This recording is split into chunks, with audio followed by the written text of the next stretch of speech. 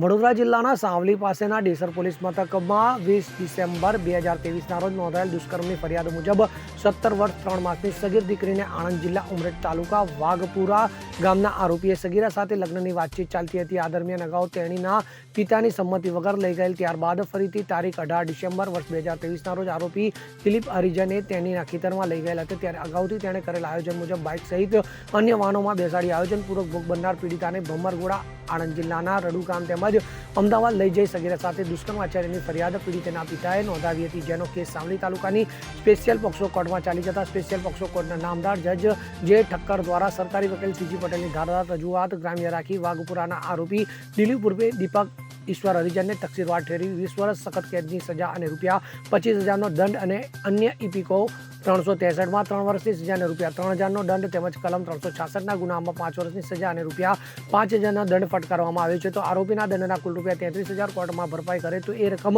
ભોગ બનનાર પીડિતાને ચૂકવવા અને ડિસ્ટ્રિક્ટ લીગલ સર્વિસ ઓથોરિટીને ₹4 લાખ ડિક્ટી કોમ્પન્સેશન પીડિતાને ચૂકવવા નામદાર કોર્ટ દ્વારા ભલામણ કરવામાં આવી છે। ડેસર પોલીસ સ્ટેશનમાં તારીખ 20/12/23ના રોજ નોંધાયેલી ફરિયાદના બનાવમાં ફરિયાદી પિતાની ભોગ બનનાર 17 વર્ષ 3 માસની પીડિતાને આરોપી દિલીપ ઉર્ફે દીપક ઈશ્વરભાઈ હરિજન રહેવાસી વાઘપુરા બાજીપુરા તાલુકો ઉમરેઠ જિલ્લો આણંદનાઓ તેણીને આયોજનપૂર્વક ખેતરમાંથી ભગાડી જઈ તેણીને ભમરગોળા આણંદ જિલ્લાના રડુ ગામ તથા અમદાવાદ વગેરે સ્થળોએ લઈ જઈ તેણીની મરજી વિરુદ્ધ અવારનવાર તેણીની સાથે દુષ્કર્મ આચરેલ જે બનાવનો કેસ સાવલીની પોક્સો કોર્ટના જજ સાહેબ શ્રી જે ઠક્કર સાહેબ શ્રીની કોર્ટમાં ચાલી જતા આરોપી દિલીપ ઉર્ફે દીપક ઈશ્વરભાઈ હરિજનને નામદાર પોક્સો કોર્ટના જજ સાહેબ શ્રી જે ઠક્કર સાહેબ શ્રીના હોય કસૂરવાર ઠેરવીને પોક્સો તેમજ દુષ્કૃત્યના ગુનામાં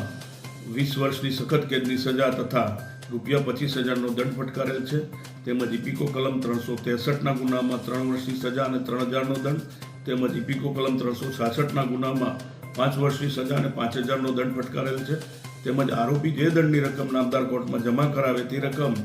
ભોગ બનનાર પીડિતાને વળતર તરીકે ચૂકવવા હુકમ કરેલ છે। તેમજ ડિસ્ટ્રિક્ટ લીગલ સર્વિસ ઓથોરિટી દ્વારા ભોગ બનનાર પીડિતાને ₹4 લાખનું વળતર ચૂકવી આપવા ભલામણ કરેલ છે। ઇકબાલ લુવાર સાથે CN24 ન્યૂઝ સાવલી। હવે જુઓ દેશ દુનિયાની તમામ ખબરો તમારી આંગળીના ટેરવે।